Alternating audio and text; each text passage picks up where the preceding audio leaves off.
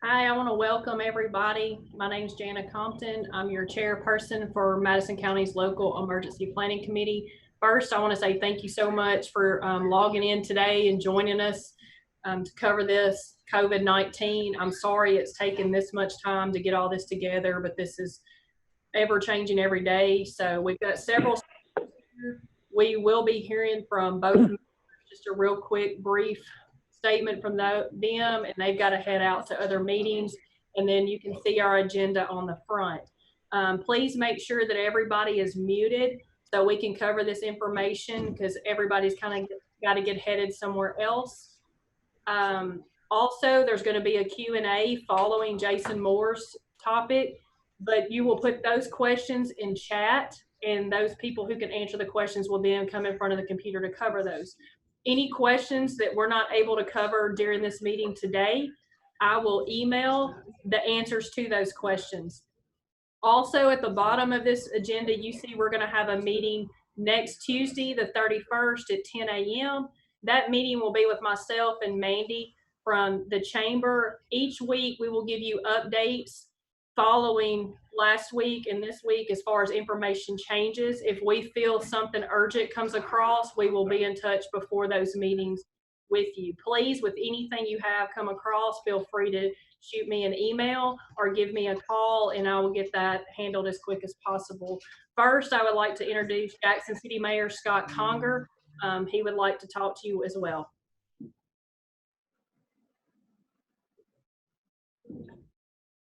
I'm in the right stance.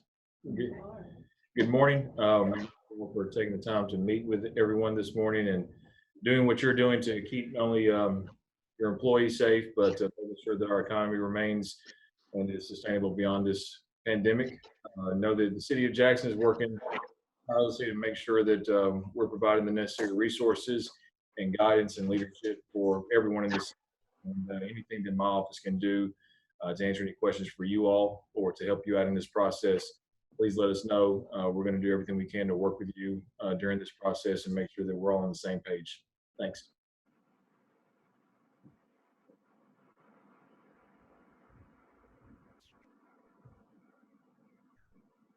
Good morning.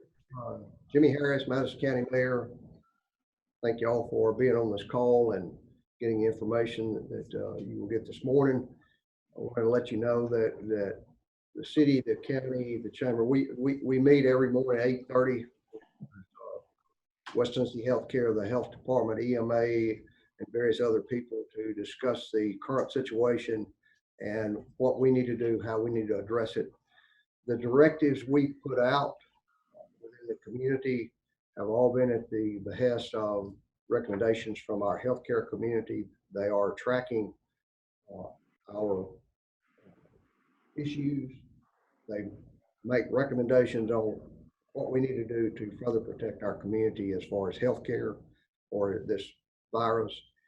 And it seems as that our community is reacting very well.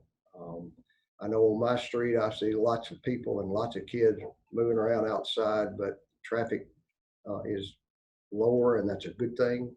But we do have decisions to make, and we've made tough decisions.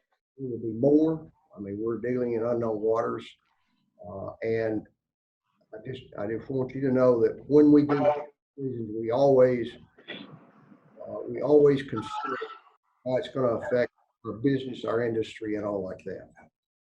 So just know we're here. The courthouse is still open. It is. We do have limited services, but you can come in and take care of business as with everything else. So please continue to take care of your employees and your family, and we will make it all through this, and we will all do this together. Thank you.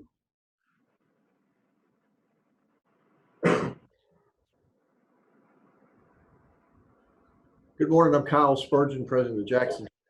I'll just reiterate what both mayors said and give you a little bit of background. The community meetings that take place every morning, both mayors are there. Jim Farrell from Jackson Energy Authority, of course, EMA, James Ross, West Tennessee Healthcare, Matthew Marshall, United Way, and then the Madison County Health Department with Kim Tedford, who you'll hear from here in just a minute. comfort level I want to give you this morning is that the team is working together extremely well. Is that when we meet, what I share with them is the information, the questions that you've asked Mandy, either by email or phone call. So keep that coming. What we view our role at the chamber during a situation like this is we are folks that coordinate communications. We convene meetings. Those meetings now will mainly be like this, through Zoom or some other video conference method. But we will continue to share information. I promise you, all the decisions made at the community level out of those meetings, again, they are made with the input that comes from you guys and your teams. And I know there's a lot of best practices out there. You're already ahead of us on some of the things you're doing within your facilities, but continue to view the chamber, our group here, as a group that's going to push that information out.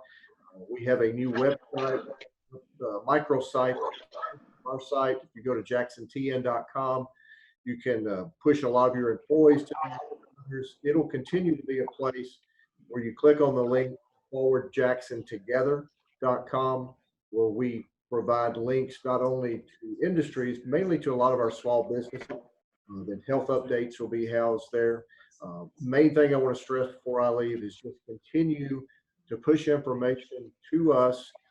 Any questions that you've got, continue to communicate with Mandy White. And we will share those with the group and get you an answer as quick as possible. Thank you.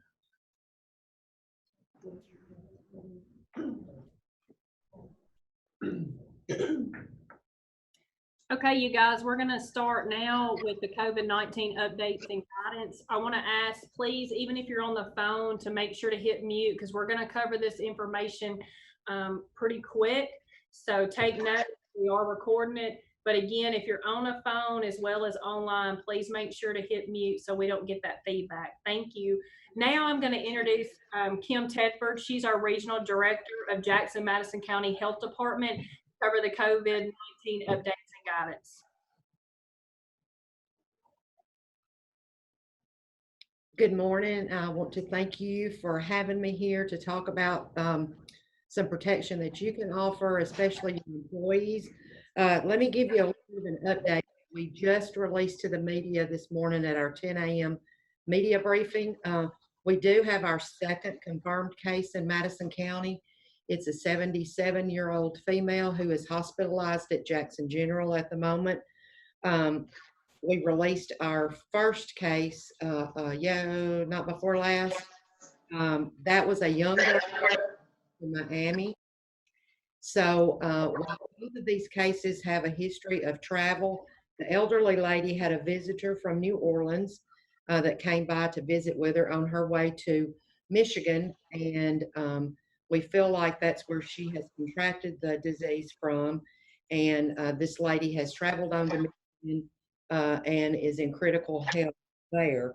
So while I don't want to spread any false hope about these are just two travel related instances and that we don't have community spread here in Madison County, I do feel like we do have community spread. We just don't have that confirmed in testing results as of right now.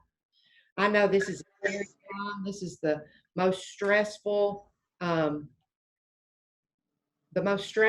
that we've had to deal with in public health in my 30 years with the health department. So it is scary. I do not want to step on anybody that is getting corporate guidance that you get from corporate. I think you need to stick with, but here locally, I wanted to share with you what we are doing with the city and the county governments to, anybody that reaches out to us for guidance about what to do with your employees that are coming to work. We're all, there's a lot of essential businesses that need to stay open. People need their job, but one thing that you can do is I hope that all of you have something in place where you're screening your employees when they come to work, whether that be just asking the questions of, are you having any fever? Are you having any symptoms of respiratory issues? Are you having any trouble breathing? This is a hard time to answer some of those questions because let me remind you, we are still in the middle of a full-blown really bad flu season right now. And so we are seeing a lot of positive flu tests. So that's still out there as well. And some of those symptoms mimic COVID-19 as well. So it's kind of hard to answer those questions. I'm having respiratory symptoms right now, but it's allergies. So you're going to see that with a lot of your employees. I don't know if you have stations set up to where when they come to work that you're checking their temperature.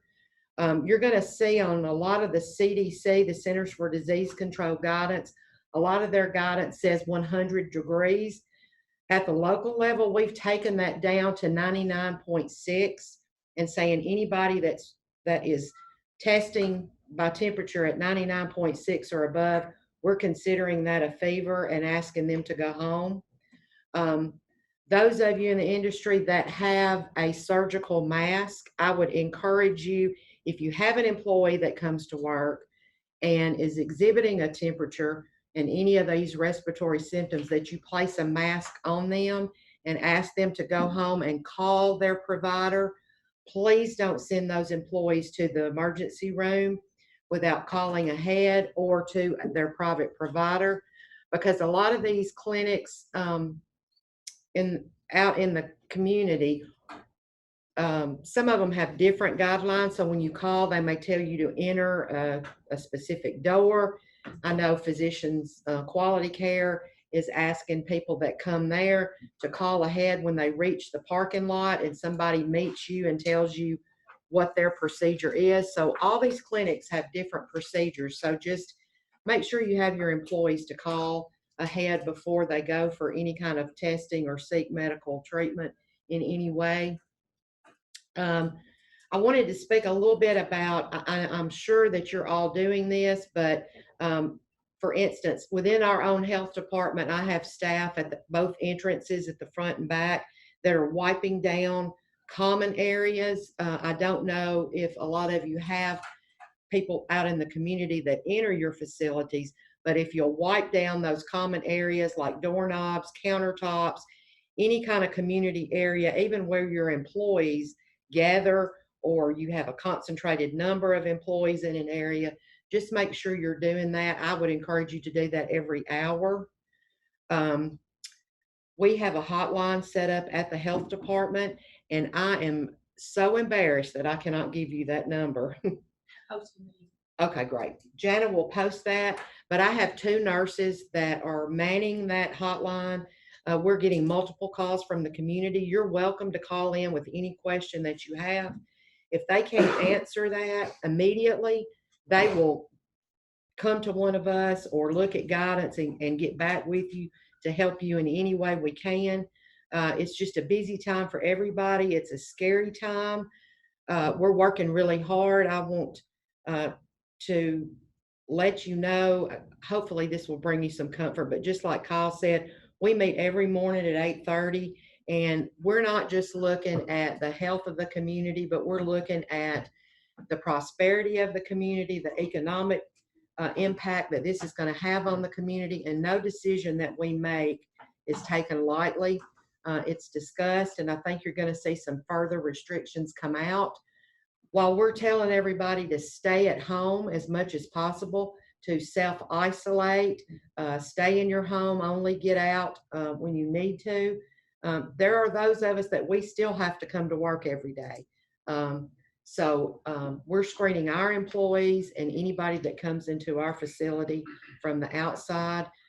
Let me reiterate this, because I know there's been some questions about deliveries, like from FedEx that come into our facility on a daily basis. We are asking them, even though they're always in a hurry, we at least ask them the questions that we're asking everybody else. And just remember that in order for this virus to spread, you have to have close contact, that's within 6 feet, and it has to be a prolonged. So usually your FedEx folks are coming in, dropping off packages and leaving pretty quickly. But it's still a good idea to screen those people that are making those deliveries. And I want to encourage you to take care. I will look at any questions that pop up, and I'm going to hang around here if I can answer anything specific for you. We do have a Facebook page, Jackson Madison County Regional Health Department, and our public information officer posts information daily. We do have the media briefing every morning at 10. We also release numbers about what kind of testing that we're seeing being done for just Madison County. I know that doesn't help some of you who have employees that are coming from surrounding counties. But the West Tennessee Regional Health Office is actually responsible for those counties. And just a little bit about the testing. When we test somebody that tests positive, that positive test counts toward the county of their residence. So I know that's a little difficult to understand, and I'll be glad to answer any questions that you have about that. So you could have somebody that comes to work for you from another county, and there may be some more positives in a surrounding county than what you're actually seeing in Madison County. But I think that's all I've got to cover. But if, like I said, I'm going to hang around. So if there's any questions, I'll be glad to try to answer those. Bear with me, large industry. There are small business folks on the line that have either never heard of a Coop plan or don't have any plans at all for contingency. If you haven't already designed a Coop plan, you're learning a whole lot about things that should go into that planning. Most of us have never experienced any type of disaster in our lifetime that meets what we're doing right now. So like most, your Coop plans probably never had anything this extreme in your planning process. For those who have not created a Coop plan, which I'm mostly speaking small business here, I don't want to offend the large industry, but if you're looking for help with that, you can find templates on ready.gov. That's ready.gov. They have what we usually do are government plans, but they do have business Coop plans on there as well. I would also like to encourage you to attend your local LEPCs or local emergency planning committees. In these meetings that we hold quarterly through the year, we design and exercise all types of plans and disasters. Now, we do see industries tier 2 reporting, but we don't get a lot, or I should say, we only have a select few industries that actually attend those meetings and help with those planning processes. So I actually encourage you highly to attend those meetings if you can. Now, for your Coop planning, this focuses on 4 distinct areas when you're building these plans. First is business impact analysis. This just identifies the effects of disruption. 2 is recovery.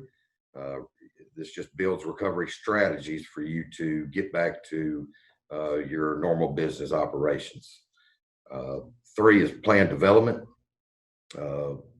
What we usually do is build teams for that, so you can get all aspects of the business. By doing that, it kind of turns you into creating your plans and exercising your plans, which is the 4th part of what you need to know when doing Coop planning.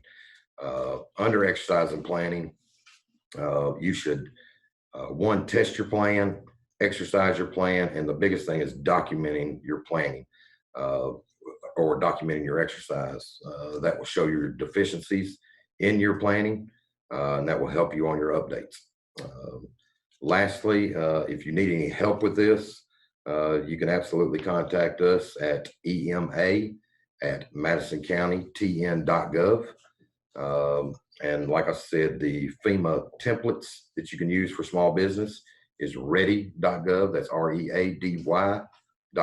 And I'll be happy to answer any questions, although I'm going to probably turn it back over to Kim. I would imagine she's got a few more questions than I will have, but I will be available for questions. Thank you. Okay, I think some of the questions were about temperature checking. Let me stress that it does not have to be a nurse. I don't have nurses in my facility that are doing temperature checks. I've got some of my educators actually doing it. As long as they are aware of the guidance and what to do if they answer yes to any of those questions, what steps to take, and how to take a temperature, it's perfectly fine for anybody that you deem that, that you want to appoint to that position to do that. Where to find thermometers and masks? Oh my goodness. Isn't that the $50 million question? We are trying to conserve as much personal protective equipment as we can. It doesn't have to be any kind of special mask. It can be just a dust mask or anything that you can purchase at a Harbor Freight or a Lowe's, or something that you wear when you're painting. Just something to, if that employee enters your building and they are coughing, because we know that COVID-19 is spread by the droplet method. That's people that are infected, that are sneezing, coughing, and those droplets, if you've ever seen the YouTube video where somebody sneezes and all you see how far those droplets go, that is how the COVID-19 is spread. So all you're doing is placing that mask on that employee and sending them home to call their provider. It's just to protect anybody they are going to come in contact with between leaving work and going home. I don't know if Jason has any more recommendations on where to find any of thermometers or masks. The thermometers don't have to be anything fancy. They can be a regular thermometer that you use at home. So, look at your Dollar Generals and your pharmacists. And last time I heard, those were all gone off the shelves at Walgreens. So we are just all hunting and looking and calling and trying to find any of these supplies that we can use and help out the community with. Any other questions that have come up since then? Okay, right now we don't really have any questions that's being asked.